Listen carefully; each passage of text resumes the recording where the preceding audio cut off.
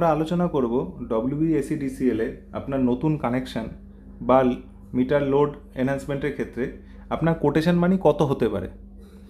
আপনি লোড বাড়াচ্ছেন বা নতুন মিটার কানেকশনের সময় একটা লোড চুজ করছেন যে আমার এত কিলোওয়াটের মিটার লাগবে, তাহলে ওই যে লোডটা আপনি চুজ করছেন বা লোড এনহ্যান্সমেন্টের ক্ষেত্রে আপনি লোড বাড়িয়ে যেই লোডটা নতুন লোড হিসেবে সিলেক্ট করছেন তার জন্য আপনার কোটেশন মানি কত হতে পারে।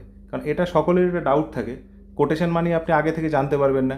আপনি লোড চুজ করে ফেললেন, তারপর দেখা গেল আপনার কোটেশন মানি একটা হিউজ টাকা চলে আসলো। আর একবার কোটেশন মানি জেনারেট হয়ে গেলে আপনার 3 মাস অবধি ওই কোটেশন ভ্যালিড থাকবে। 3 মাসের মধ্যে আপনি আর কিছু করতে পারবেন না, হয় আপনার টাকা দিতে হবে আর নইলে পরে 3 মাস ওয়েট করতে হবে কোটেশন ক্যান্সেল করার জন্য। তার জন্য সবার আগে আমাদের একটা ধারণা হওয়ার দরকার যে কোটেশন মানি কত আসতে পারে। আপনারা যারা যারা অনলাইনে অ্যাপ্লাই করছেন নতুন মিটার কানেকশনের জন্য বা লোড এনহ্যান্সমেন্টের জন্য, তারা তো লগ ইন করে করতেই পারবেন। আজকে বিশেষ করে এই ভিডিওটা কোটেশন মানি কত আসবে, কোন লোডে কোন স্ল্যাবে আপনি পড়বেন, কোন কোন চার্জ আপনাকে দিতে হবে, সেই বিষয় নিয়ে